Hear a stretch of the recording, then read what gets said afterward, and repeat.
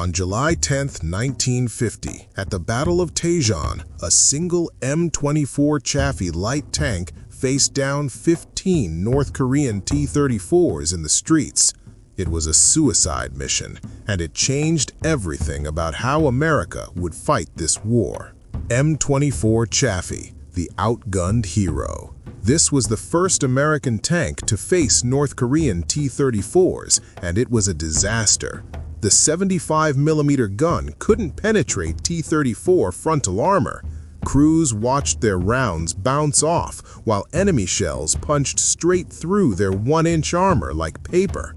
At the Battle of Taejon, Chaffees were destroyed at a rate of 5-1, but American tankers adapted. They stopped fighting fair and used the Chaffee's 35 mph speed for reconnaissance, racing ahead to spot ambushes and call in airstrikes instead of engaging directly.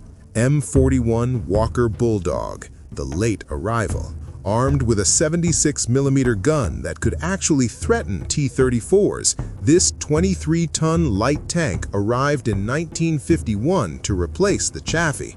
It could punch through enemy armor from the side at 3,000 feet per second. The problem was timing. By the time it showed up, the mobile tank warfare was over and the front had turned into static trenches. It saw limited combat before the armistice, but proved successful enough to become the U.S. Army's standard light tank for the next 2 decades. M8 Greyhound, the Eyes. This 6-wheeled armored car wasn't meant to fight. Its tiny 37mm gun could barely kill a truck, but it could hit 55 mph faster than any tank, and that speed saved lives. Greyhounds raced miles ahead of columns to scout mountain passes where ambushes waited. With only half an inch of armor, one hit meant death, so crews relied on speed alone. They operated in pairs, leapfrogging forward while covering each other, spotting threats and disappearing before the enemy could get a second shot. Now, the medium tanks, the steel backbone that saved Korea. M4A3E8 Sherman Easy 8, the savior. When North Korean T-34s rolled south in June 1950, this upgraded Sherman rushed from Japan and changed everything. The high-velocity 76mm gun could finally penetrate T-34 armor at 500 yards. The redesigned suspension with horizontal volute springs handled Korean mud where earlier models got stuck. At the Pusan perimeter, Easy 8s started killing T-34s at rates that actually mattered. The Marines requested them specifically for Incheon. During the Seoul street fighting, one Easy 8 commander destroyed 3 T-34s in under 2 minutes. It weighed 33 tons, had 2 inches of frontal armor, and could fire 15 rounds per minute with a good crew. M4A3 76mm, the veteran. This was the standard World War II model pulled from storage with the same 76mm gun as the Easy 8, but brutal old suspension. Every bump rattled the crew like dice in a cup. But in those desperate first months, nobody cared about comfort. These formed the bulk of early reinforcements at Pusan. Some hadn't been started in 5 years. The gasoline engine drained 175 gallons in just 100 miles of combat driving, meaning fuel trucks followed everywhere. Despite being old and uncomfortable, these veterans held the line at the Naktong River and stopped the North Korean offensive cold. M4A3 105mm, the bunker buster. Replace the 76mm gun with a stubby 105mm howitzer and you've got a specialized problem solver.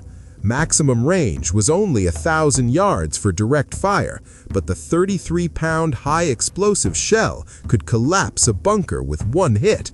When the Chinese entered the war with thousands of troops in mountain cave systems, the bunker buster would drive within 100 yards and put shells straight into cave entrances. The concussion alone killed everyone inside. During the static warfare phase in 1951 and 1952, these became mobile artillery, lobbing shells over ridgelines, then moving before counter-battery fire arrived. M26 Pershing, the equalizer. At 46 tons with a 90mm gun, this heavy hitter finally gave America tank superiority. The 90mm fired 24-pound armor-piercing rounds at 2,800 feet per second, penetrating 4 inches of armor at 1,000 yards. T-34s had 3 inches. In a famous Seoul street duel at 75 yards, a T-34 fired first and bounced off the Pershing's 4-inch frontal armor. The Pershing fired once. The T-34 exploded. The tank was slow at 20 miles per hour, and the old diesel engine caused reliability issues, but when it worked, it dominated. After Pershings arrived in numbers, North Korean tank units stopped attacking and went defensive. M46 Patton, the modern warrior. Take the Pershing, fix everything wrong with it, and you get the Patton. Same 90mm gun and heavy armor, but with a new Continental 12-cylinder engine that actually had enough power. Upgraded transmission and improved suspension made it reliable. By 1951, the M46 became the primary American tank in Korea. It could hit 30 miles per hour and had an 80-mile range, supporting offensives without constant refueling. Chinese forces called it the Iron Monster and avoided areas where Pattons operated. During Operation Ripper in 1951, Pattons led the advance back to the 38th parallel, destroying defensive positions and forcing Chinese retreat. M46 Patton Flame, the Dragon. Remove the 90mm gun, install a flamethrower, and create absolute terror. This variant shot burning napalm 200 yards that stuck to everything and burned at 2,000 degrees. When the war turned static and the Chinese dug deep cave systems that artillery couldn't touch, the Dragon would pour flame directly into entrances. The napalm flowed into tunnels like liquid death, burning or suffocating everything inside. Chinese forces developed a specific fear of these flame tanks. Just rumors of their presence would cause positions to be abandoned. Nobody wanted to face the Dragon. M47 Patton, the next generation. Arriving in early 1953, the M47 brought improved turret design and a stereoscopic rangefinder that let gunners calculate distance and hit targets on the first shot. But it showed up just months before the armistice, when mobile warfare was long over and front lines were static. It sat in reserve and conducted patrols, but rarely fired in anger. Still, it represented the future of American armor, and after Korea became the standard NATO tank for decades. Next, the heavy iron and specialized killers. M26A1 Pershing, the upgraded beast. The original M26 had an underpowered engine and transmission that failed constantly, leaving tanks stranded under fire. The M26A1 fixed that with a new power plant and completely redesigned transmission that could handle the 46-ton weight. Same 90mm gun and 4 inches of frontal armor, but now actually dependable. The improved engine gave 20% more horsepower, crucial for climbing Korean mountain passes.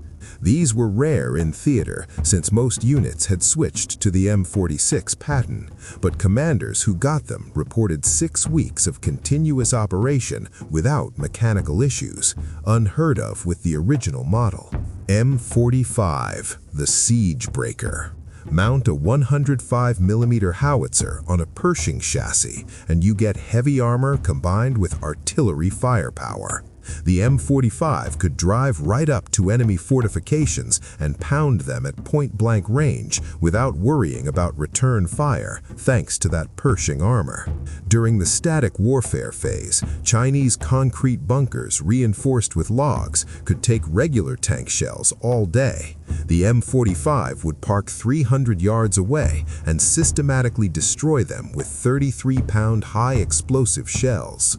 During fighting around the Punch Bowl in 1952, M45s worked as mobile siege guns, advancing with infantry and blasting any bunker that opened fire. M26 Jackson, the tank destroyer. An open-topped turret left the crew exposed to artillery, and the light chassis couldn't take much punishment. But the 90mm gun mounted high on that turret could reach out and hit targets at 2,000 yards, well beyond enemy return fire range. Commanders used Jacksons as ambush weapons, positioning them hull down on ridgelines overlooking valleys. They'd wait for hours, fire from positions where return fire was nearly impossible, then reverse down the backside and relocate before enemy artillery responded. The open turret actually helped. Crews could reload faster without a closed roof. During Pusan perimeter fighting, Jacksons destroyed dozens of T-34s using these tactics. Finally, the unsung heroes, the specialized armor that kept the offensive moving. M4 Sherman Dozer, the Pathmaker. Strap a bulldozer blade to a Sherman and you've got the most unglamorous lifesaver in Korea. This tank cleared blown bridges, landslides, and obstacles blocking narrow mountain roads. During the winter of 1950 at Chosun Reservoir, dozers carved paths through snowdrifts taller than a man, literally digging the Marines out for retreat. The blade had an unexpected use. Tank commanders would drive straight at enemy bunkers and bury them alive, dumping tons of earth over entrances. Chinese forces specifically targeted these tanks because if the dozer went down, the entire column behind it was stuck. Dozer crews always went first. M32 Tank Recovery Vehicle, the Lifeline. When a 30-ton Sherman threw a track or took a shell, the M32 brought it home.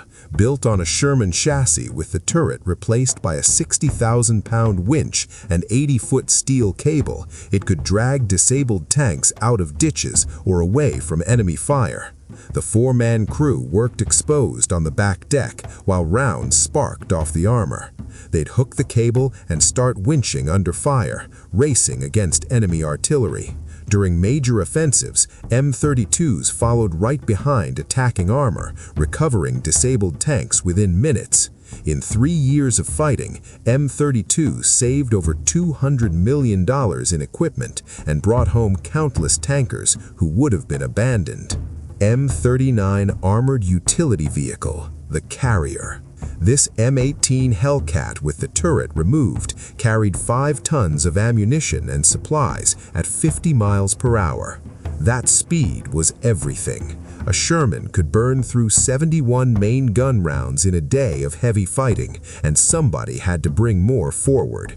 The M39 had enough armor to survive artillery fragments while racing ammunition to front lines.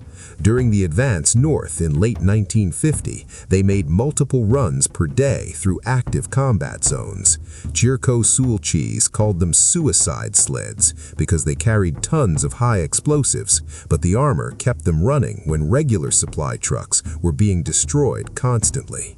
M24 Tank Recovery Vehicle, the Heavy Hauler.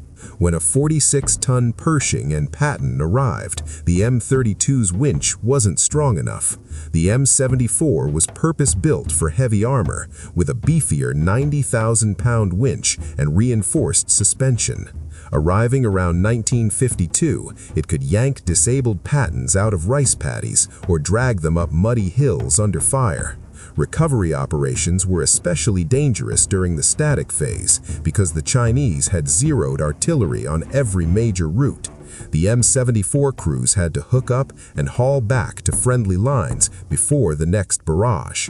During one operation near Heartbreak Ridge, an M74 crew recovered 3 separate tanks in one day through active artillery fire. All 3 were repaired and back in action within a week. POA-CWS H-5 Sherman, the Inferno. This Canadian-modified Sherman Easy-8 replaced the 76mm gun with a flamethrower that shot burning napalm 150 yards. The Marines used these for cave warfare. When Chinese forces dug into mountain caves that artillery couldn't touch, the Inferno would drive up and pour fire inside. The napalm consumed all oxygen in the enclosed space, suffocating anyone who avoided the flames. During fighting around the Nevada Cities complex in 1952, Infernos cleared fortified positions that had resisted weeks of conventional attacks. The tank carried 290 gallons of napalm, enough for 60 seconds of continuous flame. Chinese troops would abandon positions just hearing an Inferno was in the area. M7 Priest, the rolling artillery. A 105mm howitzer mounted on a Sherman chassis with an open-topped armored box, the Priest was self-propelled artillery that moved with the tanks. It could keep pace with armored columns while providing indirect fire support. Each Priest carried 69 rounds and could sustain 4 rounds per minute. At the Battle of Chip-Yong-Ni in February 1951, Priests fired over 2,000 rounds in a single night, defending against Chinese human wave attacks. The barrels got so hot they had to pause firing to let them cool. These weren't glamorous machines, but every armored column wanted Priests attached because they brought the firepower of a full artillery battery that could actually keep up.